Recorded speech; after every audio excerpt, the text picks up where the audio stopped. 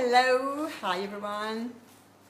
So happy to be with you today for another live session. So today we are having our guest speaker live with me in my home, which is awesome because so far I've only done live with interviews with people overseas. So we've had Greg from Japan, I think the other ones were from the States, so now we have somebody in Mauritius. Yay! Awesome. So I'd introduce you to Sophie. So Sophie has been a mom for 10 years. Her husband is from France and she is British. She has been raising her 2 children in France, England, and now here in Mauritius. Time for a change. She blogs weekly at sophielebrozec.com to support and inspire moms to love their life. So welcome, Sophie. Thank you. Thank you for having me. It's lovely that Mauritius has put on some nice weather for us today as well. Yes, awesome. He's not chucking it down with rain. Exactly, yeah, because sometimes it can be. Even though in Black River we are quite lucky. Yeah, we're quite lucky. Yeah. So Sophie is going to share with us 2 super cool strategies to get your family out of a negativity trap. But first, before we go on to the actual strategies, what could you just explain to everyone what you mean by negativity trap? Okay, so I'm sure you've all been through this. So as Priscilla said, I have been a mum for 10 years, so I've got 2 daughters and raised them in different countries now, but it's the same the world over. And I've been a stay-at-home mum, a working mum, and a work-at-home mum, and it doesn't matter what your role is, and it doesn't matter where you live. I think it's the same the world over. Absolutely. That, you know, you get to the end of the day and, you know, you're tired and your patience has come to the end, no matter what you've been doing, whether you've been out at a job and then you've come home to kids, whether you've been trying to juggle kids and work at home, or whether you've been dealing with the kids all day at home. Where at the end of the day, we're all exhausted. The kids are coming from school, they've had to be good all day, or they've been at daycare or whatever it is. They've had to be on their best behaviour all day. They come home and they let loose because they feel safe at home and with you. So they feel that they can now let go, and that's when, you know, all the energies from the day come out. Your husband, your partner, whatever, comes home from work, or maybe they do daycare, or, you know, they look after the kids, whatever. They're in the same situation. End of the day, they're tired. And the easiest thing to do is to let the negativity loose at that time of the day. It's like, why did you do that? Why didn't someone do this? She looked at me, she breathed near me, he touched my toy, you know, whatever it is, and it can turn into a full-scale war. Explodes, yeah. You know, and then as soon as one person lets loose, then everyone else, it's almost like, it's like a green light to everyone to let loose. Yeah, but then last week you did this, and I told you not to touch that, and why hasn't anyone prepared the dinner, and and we find ourselves exploding at each other. And it's very easy to do. Yeah. And negativity is much more of a knee-jerk reaction as well. It's much easier to have a negative response. Oh, I couldn't park the car because the bike was left outside the house, and whose fault was that? And blame, blame, blame, and attack. It's like a habit, isn't it? Yeah, and it's much easier than saying, oh, well, it doesn't matter. The kids were out having fun, playing on their bikes. I'll just move the bike, and then I can pull the car in. That's not our reaction at all. Our knee-jerk reaction is just to react, complain, to blame. So for me, I could see this getting worse and worse. I could see, you know, not every day, some days were better than others, but it was very easy, you know, to have an immediate negative reaction, to come in and say, oh, the traffic was terrible on the way home from work, or oh, the kids have been driving me crazy all day today, or oh, I can't believe it, I've been trying to get through to the tax office all day on the phone and no one's answering. You know, there's, and you constantly bring up these negative things. So I was like, right, okay, we need to get out of this. We need to make the automatic reaction a more positive one. Right. Because if someone is being positive around you, it's harder to be negative. Yes. As soon as someone is being negative around you, it's very easy to respond with negativity. Yes. Absolutely, yeah. So you kind of get pulled by it. Yeah. So for me, that was this negativity trap, and then you get into the spiral of negativity, because once you're in it, all you can see is the negative stuff. Okay, so this is something that you've implemented yourself. Yeah. Wanting to get out of this sort Yeah, of trap. definitely, Okay. yeah. So you are using two very cool strategies Yeah, so to counter that negativity. So we use 2 jars. So we have a jar of awesomeness, and my 10-year-old daughter created this beauty. awesome. Let's just show everyone. Cool. And so I can't take credit for this because the first time I saw this or heard about it was via Tim Ferriss, who some of you may know from the 4-Hour Work Week. Yeah. And he talked about this jar of awesomeness and, you know, having somewhere where you put all your happy memories and, you know, good thoughts and good things, and you put it in a jar. Okay? So that was one thing, was the jar of awesomeness. And then on the other side, I came up with an anti-negativity jar. So Cool. yet again, beautifully decorated by my 10-year-old daughter. And the anti-negativity jar is a little bit different because the idea is if you start being negative, then someone else in the family will pull you up, and you have to put your hand in the anti-negativity jar and pull out a task or a chore that you then have to do.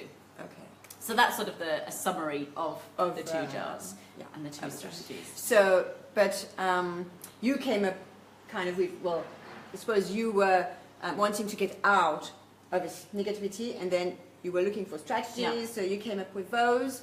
Okay, sorry about that. Hello. That's good to Sorry know that can happen on Facebook Live. Yeah. So, sorry for the person who just called me, but I'm not answering right now. I'm busy. So I guess just imposing it on the family will never work, will it? So how do you go about setting it up and getting everybody on board with? So you need to discuss it with the others. So I think it was in Tim Ferriss's recent book, which I think is called The Tools of Titans, that I came across the awesomeness jar, or jar of awesomeness. And I was like, oh, this is great. So I mentioned it to my husband. Oh, this seems like such a good idea. What do you think? And he's like, oh, yeah, not bad. And then I mentioned it to our eldest daughter. And I was like, what do you think about this? She said, oh, that sounds cool. Can I decorate it? Okay. Our youngest is 4, so she was just like, I'm just doing what everyone else, what the rest of the family is doing. So that was for the awesomeness jar. Okay. And then around the same time, we went on a weekend break as a family. And it was so lovely because we actually took this break together. We were really chilled out and we weren't being negative with each other, and I said, oh, how great would it be if we could carry this on? And everyone's like, yeah, that would be so nice if we weren't like getting at each other. Yeah. And so I said, oh, maybe we should have a negativity jar. And then I went, oh, that sounds wrong, because that sounds like we should be being negative. Right. So I said, oh no, okay, let's call it an anti-negative jar. And we kind of brainstormed on this weekend together, how would it work? Right. Okay, who would it be for? How would it work?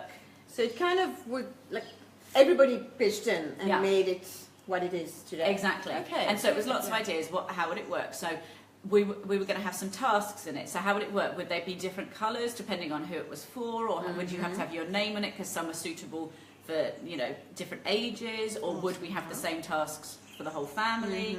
And, you know, would it work also for our youngest as a 4-year-old? And we decided, for us in particular, that there was no point doing it for her because, one, she's fairly chilled. I mean, you know her as that. Yes, she is fairly chilled. She's fairly happy-go-lucky. And if you say to her, you know, she is being a bit negative or a bit, we used to say to her, hey, cut that out, and she goes, oh, okay then.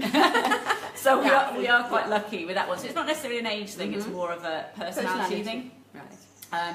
But whereas our 10-year-old was totally up there, she was like, oh, does this mean you're not going to be such a shouty mummy then? I was like, yeah, maybe. So she could see the benefits as well. Okay. She's big enough to understand what it means. That whilst it would rein her in, it would rein everyone else in as well. Okay. So can you, first, it means that everyone can do this for their own family in their own way. In their own way, yeah. And in the way it works for them. So you might find... It doesn't have to be like that. No, this is no sort of hard and fast rule. So you might find, for example, that for your family, because the ages are so different, you might have a 4-year-old that does need an anti-negativity jar. But they can't do the same task that the 16-year-old is going to be doing, or the parents. So maybe you need to colour code them so that you know when you put your hand in the jar, you're getting one that's suitable for your age. And that's where the discussion and the sort of coming up with it Yeah. together, even with a 4-year-old Yeah. at her level. Yeah. That's important to sort of enroll them into the project. Yeah, and have them so completely involved in it. And for that, you need to make sure that you're actually in a positive place when you're discussing it. So you can't discuss it at the end of an argument when everyone's still feeling really fed up with each other. It needs to be when you are, you know, like we did. You know, we did on a weekend away. We were having a break as a family. We were having a lovely time. We'd been playing some card games together and playing some table tennis, and so we when were you very already chilled. have a connection, like already Yeah, have and a relax, and the discussion was open, the dialogue was open, and we were, you know, open to listening to others and saying, you know, this doesn't work for me. It doesn't work for me in the evening to have this negative energy at the end of the day. Awesome. Cool. So can you tell us a little bit more like how it works, like in actual sort of day-to-day? So we decided for our awesomeness jar, so obviously Tim Ferriss does it his own way or whatever, and I think, if I'm not mistaken, that he doesn't have kids, so obviously his is going to be a very different way of doing it.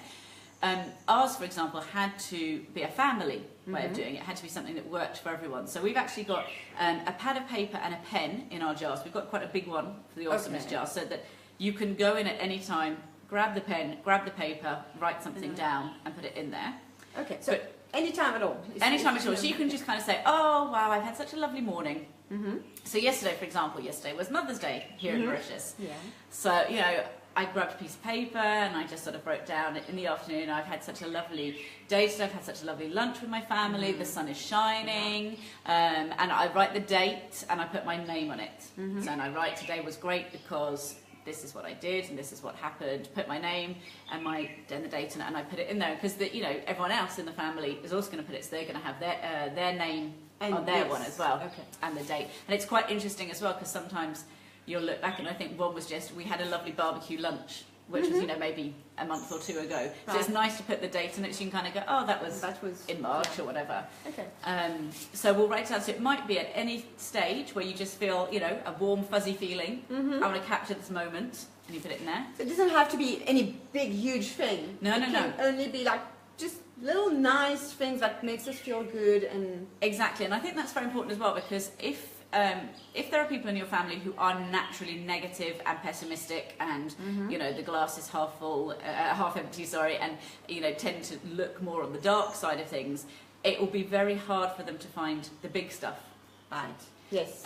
So you need to start with the little stuff. You know, the sun is shining, or I saw a beautiful rainbow on my way home today, or I got a good mark in my maths test today, or you know, it can be really little things. It doesn't have to be. Yeah, because the big things will happen like once in a while. So it's rather have these nice moments often, so that also we can notice them. Exactly, because obviously, you know, I practice gratitude, which the idea is as well, as the more that you practice gratitude and being grateful for things, the more you see the positive and the good things, and the more you get positive and good things. So. So we also tend to do this in the evening meal with the family. So we have this on the table. Right. And we'll talk about, you know, what was good for you today, what happened that made you happy. And, you know, sometimes it's very easy. If you're in a bad mood at the end of the day, say, nothing good happened. It was a terrible day. You know, it rained all day and my boss shouted at me or my teacher shouted at me and, you know, and I forgot an important thing at home this morning and whatever. It's very easy. But there will always be something good that you can find. Absolutely. There will always, even if it was just to say, you know, I was healthy all day today. I didn't fall over, I didn't get sick, you know, and everyone in my family is happy and healthy, and we are all sitting here having a meal together this evening as a family. You know, there will always be something. I've got friends in the UK where cups of tea are the most important thing in the entire world, and for them, you know, it would be like, I had a hot cup of tea all the way through without being disturbed. Yes, and that's perfect, like this perfect moment. So it doesn't have to be massive, but also by making it more of a habit at the end of the day, it makes it easier to find stuff, and then during the day, the kids and you know, think about it more. The whole family then gets into this mindset of, oh, I'll remember this for dinner this evening, and I'll put that in the jar of awesomeness. Okay. And then obviously, then you can dig into the jar whenever you need to. So maybe if you're feeling really down and you can't pull yourself out of that negative, you know, a little bit of a sad feeling. Down kind of. Yeah. Okay. You can then dig in and empty it out completely, or just pull them out randomly, or you can do that at the end of the week, at the end of the month, at the end of the year. Together as a family, or as a family, individually. So it's just there as a tool to help you out. Yeah, it's as a tool. In the same way you might have like a book of inspirational quotes. Yes, but you can open it. You can open and say, oh, I want something to pick me up. Okay, awesome. So that was for the awesomeness jar. Yeah. So now how does the anti-negativity jar work? So the anti-negativity jar the idea is that it is there not to be used, if possible, but to be there as a prevention. Okay. So what we did, we decided that because it was just going to be our 10-year-old daughter and my husband and myself, we decided that the chores or the tasks could be the same for all of us. Mm-hmm. So we sat down together and we brainstormed what task we wanted to go in there. Now, funnily enough, it was our 10-year-old that came up with the worst ones. Oh, really? She was all like, clean the toilet. I was like, no, we don't want to have to clean the toilet. And so we she had great ideas. Yeah, she came up with some really awful ones. Yeah. So we came up with things that the idea was that they had to be things that none of us wanted to do, all of us could do, and that they would be beneficial to the family as well. Okay. So in some way it would help the family, it would be a positive contribution to the family. Yes. So we came up with things like going around the garden and picking up dead leaves and any rubbish that had blown in and anything like that, and just generally clearing up any clutter and mess that comes, that blows into the garden. Not actually doing any gardening as such, but just making it look nicer. Yes. Another one was sort of, clearing everything out of a kitchen cupboard, getting everything out, cleaning the cupboard, then checking the dates and everything, putting things back in according to dates. Yeah, things that we don't usually do. Things that you don't take the time to do, that no one wants to do. Exactly, yeah. But that at least, it's beneficial to the family. And so it was very funny. So we sat and wrote these out, and so my daughter and I, we sat and wrote them, folded them all up, put them in the jar. And now it's hilarious because no one's actually had to put their hands in. I think it's been 2 months. Okay. And because just the risk, just the threat, knowing that it's there, and knowing what's in there. Okay. So it's very funny. So and we'll often say to each other, "Oh, that sounds a bit negative. Do you think you need to put your hand in that anti-negativity jar?" No, I'm not being negative. I was just saying. I was just making an observation. And then suddenly everyone changes. Lift up. You kind of okay. So it's worked more as a prevention for us. It may be for you that you will actually need to use it, and you are going to end up putting your hand in, and because that's okay. I mean, if you're only negative, you just have a consequence. Yeah, that's fine as well. But that's why you need to think very carefully about what's written down. But our daughter absolutely loves this because it's leveled the playing field. It means that her and mummy and daddy are on this same level, and if you are negative, then you all have the same consequences. It's the same rules for everyone. Whereas very often it's them and us. It's if you do this, then you're going to go to bed early, or you're not going to get a treat. Or and we don't really have to answer to our own behaviours. Exactly. Whereas grown-ups, they can do what they want. Yeah. Okay. In the eyes of a child. In the eyes of a child, grown-ups can do whatever they want. So she absolutely loves this because then, she'll say to us, if I'm being a bit, oh, come on, hurry up, you need to get your school bag ready, I can't believe this. She's like, Mummy, that sounds a little bit negative. She does also pick up on that. And she loves it. Do you think, Mummy, that maybe you need to put your hand in the anti-negativity jar? No, I'm just saying, darling, that maybe we need to speed things up a little bit this morning. So it makes you also notice when you get into that trap. Because quite often we don't see it in ourselves. We'll see it in other people. Exactly. Oh, you're being so negative. But you won't see it in yourself. And I often say this when I'm doing talks, or when I'm blogging or doing my own Facebook Lives or videos, whatever. We never see our own shortcomings. Absolutely. So we think that we are pure as the driven snow. We think that we don't do anything that could possibly irritate anyone else in our family. We are convinced that everyone else is doing all the bad things, like not taking the rubbish out, not clearing up after themselves, not putting the toothpaste lid on the toothpaste tube. Everyone else is doing that, but we are perfect.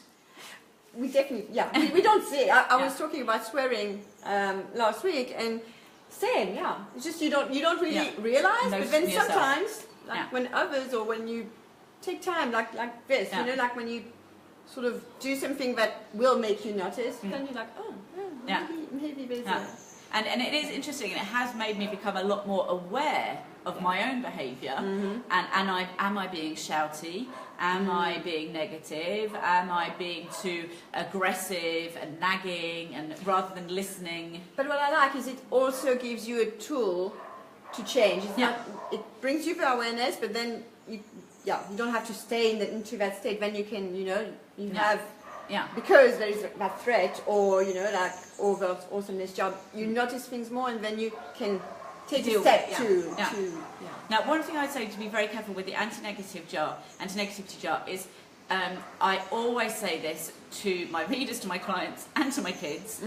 You do need to feel your feelings. So this is not a bottle everything up. Don't feel negative feelings. That's not what it is at all. But it is more a don't put them on everyone else. So you might say, I'm feeling really bad and I need to talk this out. That's fine. I'm feeling really angry or frustrated or sad or upset or whatever, and I need to deal with that. That is fine. Okay. Yeah, so it's definitely feel your emotions, but don't just in your action. Don't take them out on everyone else. And I'll say, particularly to our eldest, if you're feeling angry, feel angry. Okay? If you need to shout and scream, do it, but go and do it in your bedroom. Okay? If you need to punch a pillow, go and punch a pillow. If you need to write down how much mummy is driving you crazy because she's not letting you do what you want to do, go and write it down. Go and deal with it. Go work through the emotion. Don't say everything is happy and great and nothing ever goes wrong. Definitely, yes. So it's not a just blocking. We're not blocking it everything that is wrong. No, it's more not taking negativity out on other people. Okay. Awesome. And so you've been using it for 2 months? A couple of months now, yeah. Yeah. So have you seen an impact, or has it made a change for you? It has made a big change. I certainly noticed in myself that. Sorry, I've got lots of flies around me. This is the problem with nature. Yeah. Okay, sorry about that one again. Another person. Monday morning, you're obviously very popular. I'm usually not that popular. I've noticed in myself that I'm certainly a lot more upbeat. I'm happier. I'm tending to go more towards the positive rather than negative. I'm still feeling my feelings. If something annoys me, I'm still going to go, oh, I can't believe that happened, and work through it. But I'm not taking it out on the rest of the family as much. And I'm also feeling a lot happier and a lot lighter, because I think when you feel very negative, you feel it here. It's a weight, isn't it? You're going to feel quite tense here, quite knotted. You're going to be frowning. And it's your whole body feels it. Whereas when you're feeling lighter, and I feel that I'm hugging my kids more, and I am a huggy person anyway. I'm a hugger and I'm a kisser, and I tell my kids I love you all the time, my husband as well, so I'm more sort of, come here and give me a cuddle, what are you up to, let's sit and do something together. Should we do some colouring in together, or play a card game together? Taking the time. I'm much more open, because I think it's just sort of negative wave has gone away. So, awesome. Oh, that's so good. And also, then the kids feed off you as well, and and husbands and partners as well, because you mirror what you see. So if someone's being negative at you, you're much more likely to be negative back. Yes. If someone is being very positive and excited and buoyant, then you're more likely to have a similar. It piles up, doesn't it? I mean, it's not like it's.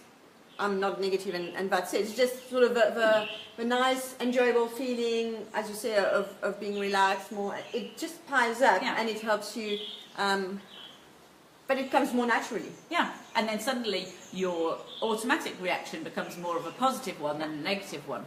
And and this is something I work with readers and clients as well, is turning negatives into positives. How, okay, that was a negative, but then how do we make that into a positive? So that's, similar. It's a frame of mind. Like brain exercise to work on. Awesome. Thank you so much. Well, this is like a great strategy. So I do hope that you're going to try these two strategies at home. And if you do, please do let us know afterwards, because we'd love to hear about it. And how you get on with it. Awesome. And so if you have any questions, I don't think I've seen any comments pop up. But if you have any questions afterwards, sometimes it takes time for things to for us to get it into our brain how we're going to make this work and stuff. Or if you, Joel says thanks. So, you're nice. very welcome. Yeah. So if you do have questions, or if you watch the replay and then some questions comes up, just don't hesitate to put some comments in your questions on the thread, and then either Sophie or I'll relay the questions to her. And or you can tag me. You can also, tag me so in that she can comment on to you directly. Awesome. Cool. Excellent. So if you'd like to connect more with Sophie, you can. I will put, obviously, as usual, all the links below in the comments too. You can go to her website, which is sophielebrozec.com, and on her website there is a free 10-day guide to falling back in love with your life. So if you'd like to grab this free guide, there is a special link for it. There's a link, on the homepage. Okay, so I will also put that link, and then they can just find it directly on her page. And I believe you also have a Love Your Life Club. A Love Your Life Club, yeah. For mums? So it's for mums or women in general. Okay. It's not just mums, but it's sorry, no guys. Yeah, so it's ladies only. Ladies only, and it's all about learning to love the life you live. Okay. So either making small changes or big changes, or just reframing the way you look at things, to love your life. Awesome! So if you'd like to connect more with Sophie, don't hesitate to go and see her stuff out. And have a nice day. It was lovely to be with you this morning. And really nice, good fun. So nice to have you. Sorry for the 2 phone calls. Okay. It's live. What can you do? Yeah, it's live. So thanks, Sophie. You're welcome. Bye. Bye.